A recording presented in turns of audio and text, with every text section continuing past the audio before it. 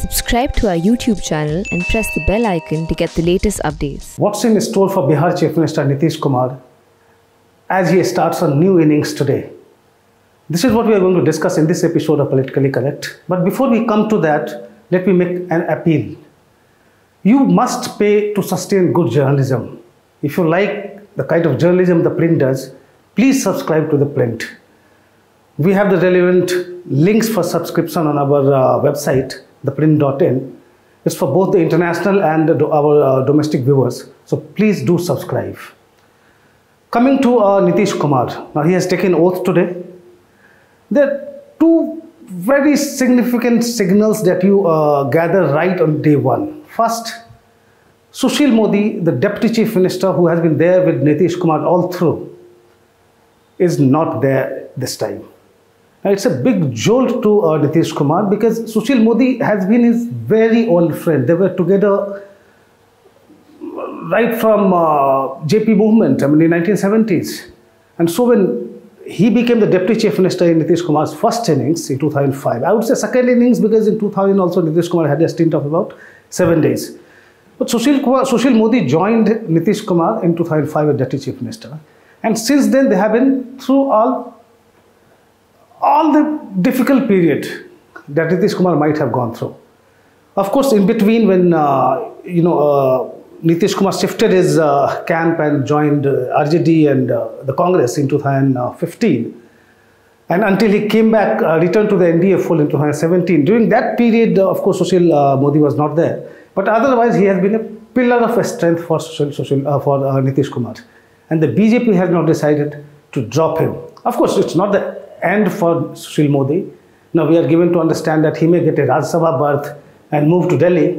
But for Nitish Kumar, it's a jolt. Because as long as Sushil Modi was there, Nitish Kumar did not have to bother about the allies camp, like what was happening in BJP. Everything was under his control. With Sushil Modi out, Nitish Kumar is going to have a tough time. Another signal, second signal that tells you how difficult his new innings is going to be, is the fact that the BJP has a staked claim for the post of the Assembly Speaker. Now, in such volatile times that you have witnessed in many other states, how crucial the Speaker's role becomes, I don't need to elaborate. So in future, if, it's all in the domain of speculation, but once some kind of horse trading starts, once you start poaching other parties' MLAs, the Speaker's post is very significant. And by staking claim on the Speaker post, BJP has made its intentions very clear. The other takeaways from the swearing in today are the fact, not for the swearing in, I would say. Yesterday only the BJP legislative party met, and there is a new legislature party leader, that is Tarkeshwar Prasad. He is a Bania, an OBC of the same caste that Sushil Modi belongs to.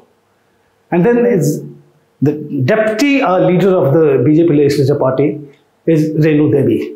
She is a Nonia, an EBC. She belongs to the extremely backward classes.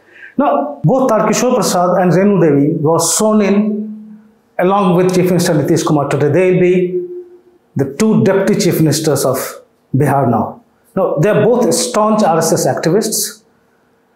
Imagine the chief minister who wears his secular credentials on his sleeve being hemmed in by two RSS activists. How things go on from here, we'll see. OBCs and EBCs are very important in Bihar politics. Together they constitute about 50 to 52% of the population. If you remove Yadavs, who are in OBC, they are about 15%. So we are talking about a chunk of 40% of the population. So it's very important for the BJP to woo them. Now if you look at the last election, now I'm going by a post-poll survey done by the Center for the Study of Developing Societies, CSDS, and Lokaniti.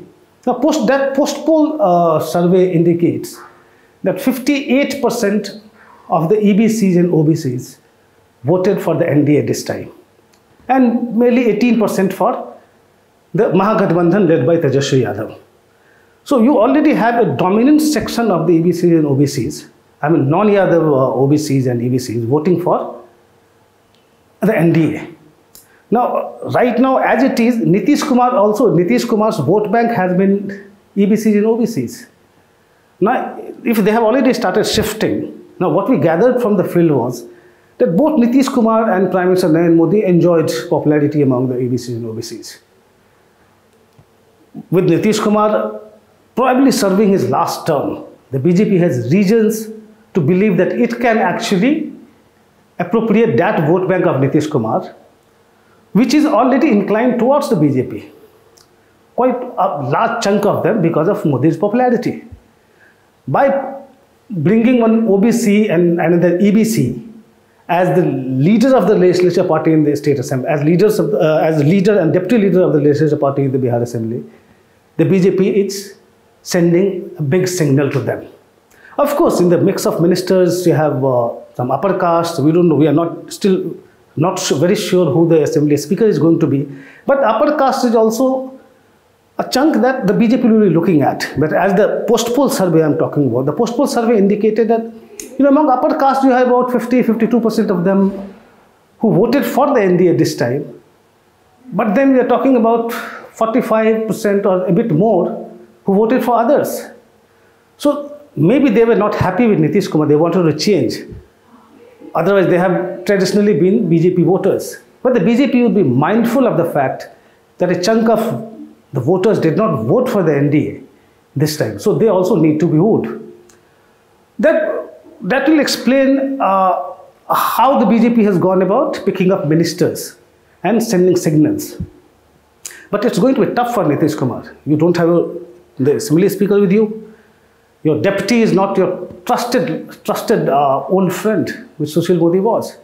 And then in the mix of ministers, you have about half a dozen BJP cabinet ministers who would be assertive this time, unlike in the past. In the past, Nitish Kumar had his say, even in the appointment of secretaries or principal secretaries in the ministries held by the BJP or the JDU. But Nitish Kumar will decide who is going to be there.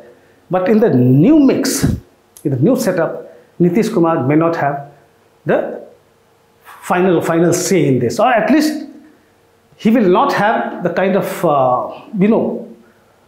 free reign that he used to have, so far. What does it mean for Bihar? A defanged Nitish Kumar. I'll give you some data that will tell you about the challenges. First challenge for the BJP, let me talk about the BJP first. It has promised 19 lakh jobs. It's going to be very difficult to fulfill that promise. If you remember, when Tejaswi Yadav promised 10 lakh jobs, Sushil Modi came out with a figure that it will mean about 56,000 crores of additional expenditure per annum. Now, if you were to create 19 lakh jobs, you are talking about 1.10 lakh crores of additional annual expenditure. So, it's not that easy. And look at the state of affairs. I'll give you some figures. My colleague Ramya Nair did a story on this last week. You can probably go to our website and pick that up. It has a lot more details, but I'm just churning out some data from Ramya's story. It says Bihar had one of the highest unemployment rates in the age group of 15 to 29 years.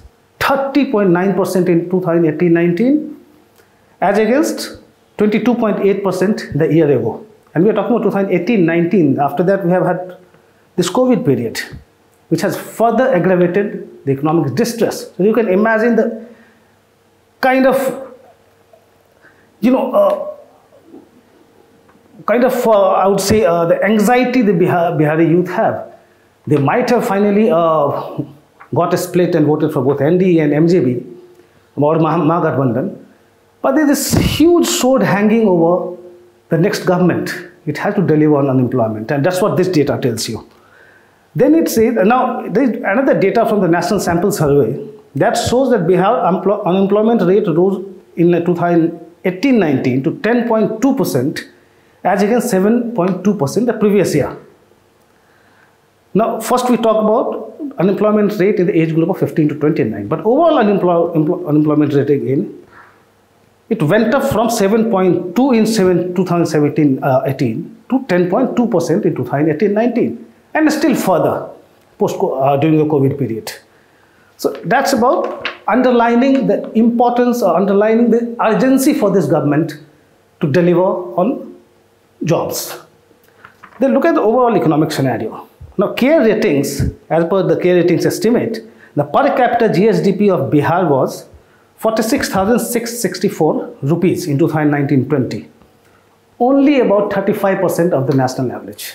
Now you come to again our CARE Ratings report, which points out that Bihar has a low share of India's factories, only 1.5% as of 2017-18. You go to REMIA's report, it's on our website, and you see very dismal figures. While this was the state of economic affairs in Bihar, before Nitish Kumar took up the new innings, you can see how difficult it's going to be for him to survive, sustain, and thrive in the new innings.